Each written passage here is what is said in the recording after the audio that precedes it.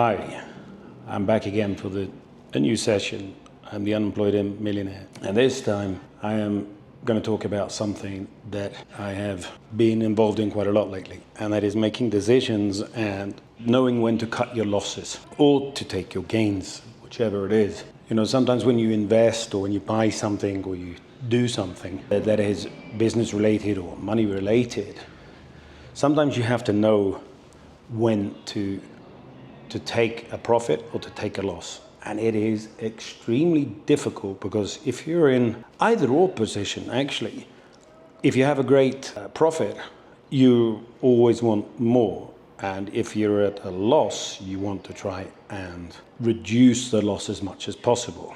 But reality is very often if you're at a loss, you are probably going to make an even bigger hole for yourself and get more of a loss. So for me, it's been really difficult now lately to gather my information because I am moving and I need to sort of gather my thoughts about what to do, what to sell, what to keep, and I have to make a lot of transactions. And of course, you know, if you get a loss somewhere, you get a win somewhere, they might cancel each other out. But you always want to try and do the best for yourself and your family.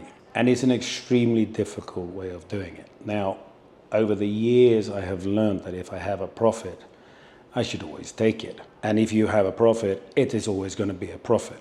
It's not like saying, oh, well, you know, I made 100,000 on this share. But if you don't take the share out, you are not going to be able to, it's not a profit until you've physically made it into a profit. So, you know, waiting for the big payday might not always be good. The same with the losses. If the losses are down, you know, waiting for things to come back up or selling something wait for the market to get better.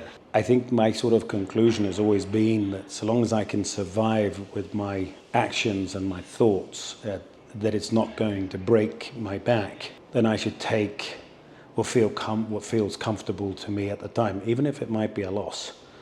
Because sometimes you just need to move on from whatever situation you're in and getting desperate. And sometimes, and it's as if you're in the luxury of being able to make this decision, you know, just so, but sometimes you are not. You have to do something because you're pressured by time or something. And that's when it's really difficult because you might have to take a loss, which will really break your back, or even a profit, which you know is going to get better if you can sit on this investment in a longer period of time.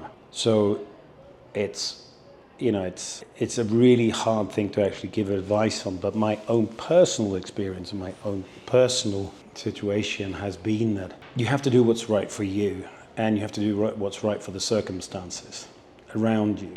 People are always going to comment, it was good, it was bad, or whatever, but it has to be what's right for you if you are in the situation where you can actually pick and choose.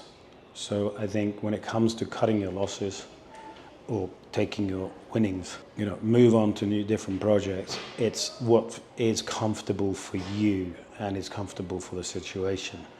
And don't look back. It's, if you have regrets, you are going to get yourself more and more bogged down. I did this many years ago. I kept on, you know, going through my decisions and redoing it. If you've done it, you've done it. Get on with it.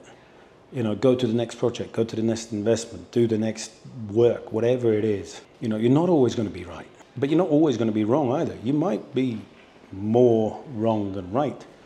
But if at the end of the day, you're happy and you're good with your decisions, that's what's most important, because then you're going to make better decisions later on in life. And I think that's what I'm finding now is that when I'm making decisions, they are often made before I get myself into trouble. Therefore, they don't become trouble. And I analyze things better before I do something. So I don't get into the situation where I might have to cut my losses or take a win to do something else.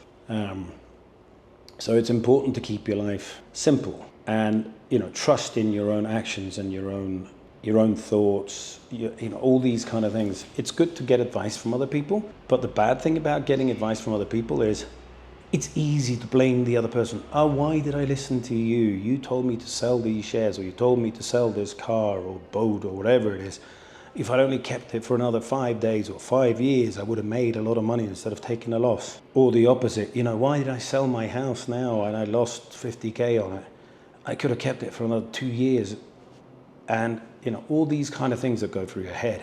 Remember, decisions are made in the now. When you go back and look at what you've done in the past, learn from those mistakes and learn from those decisions. And I think my mother gave me and not only my mother, but other people as well. It's like, if you're taking a loss, the first loss is usually the cheapest. And what I mean by that is, if you're in a situation where you have to sell something or get rid of something or do something, then it's usually the first time that is the better.